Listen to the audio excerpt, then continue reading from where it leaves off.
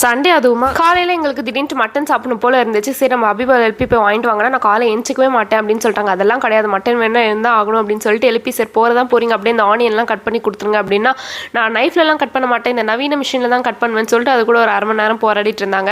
எல்லாரும் இதை எப்படி யூஸ் பண்ணுறீங்கன்னு தயவு செஞ்சு தெரிஞ்ச டிப்ஸில் சொல்லுங்கள். ஏன்னா நாங்கள் வச்சு ரொம்ப ஒரு ப்ரெஷர் கொடுத்து கட் பண்ணாதான் ஆகுது, அதுக்கு நம்ம நைஃப்லேயே கட் பண்ணிட்டு போயிடலாம் போல இருக்குது.